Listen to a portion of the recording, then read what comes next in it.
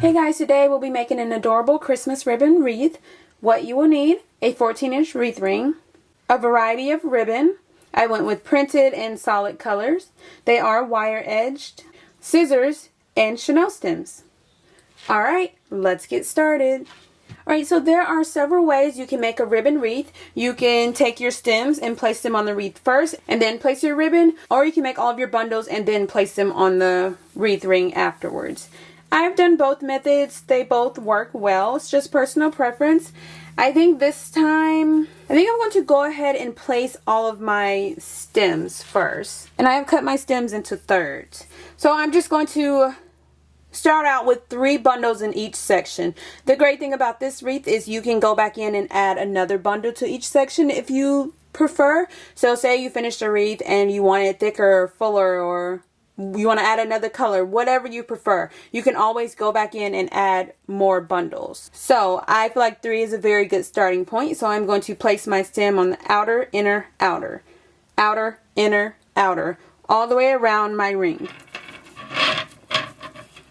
You can also, if you want to use half of a stem and place it around the outer 2 and the inner 2 and the outer 2 that way, you can do that as well.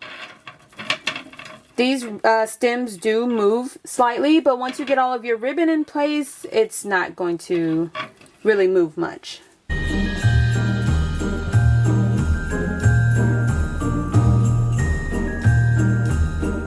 All of my stems are in place.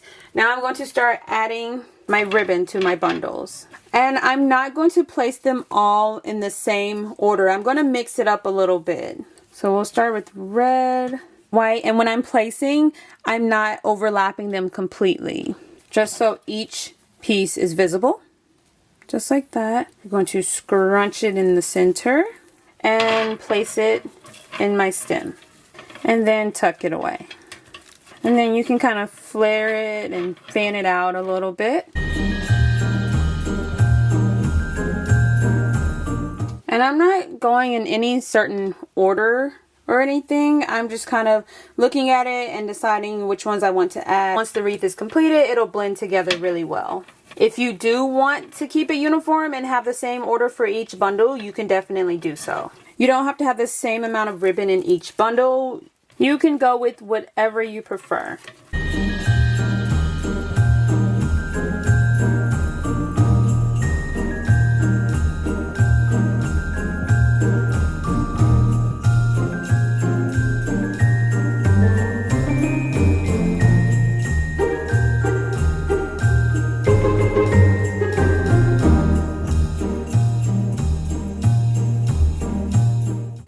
Okay, this is what it's looking like so far. As you can see, I do have a nice amount of ribbon left over because as I was going around placing my bundles, I decided I'm going to go back through and place a 4th bundle in each section. You can also just add more mesh to each bundle.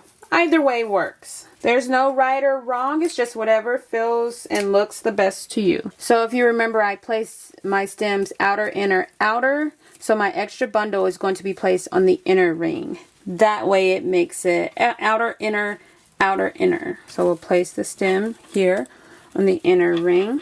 Get my bundle, crisscross. I'll add in a white one as well. Scrunch. And place my bundle. And I'm just going to add it in all the way around my ring. Alright, so I've added in all of my bundles. So I have about 3 to 5 pieces of ribbon in each bundle. And I have 4 bundles in each of my 6 sections. So now I'm just kind of adjusting and maneuvering. If you want your ribbon thicker or poofier, you can definitely add more bundles. But I think it's so cute, precious, and simple to make. It's also very fun and festive. Definitely an extra poofy ribbon wreath.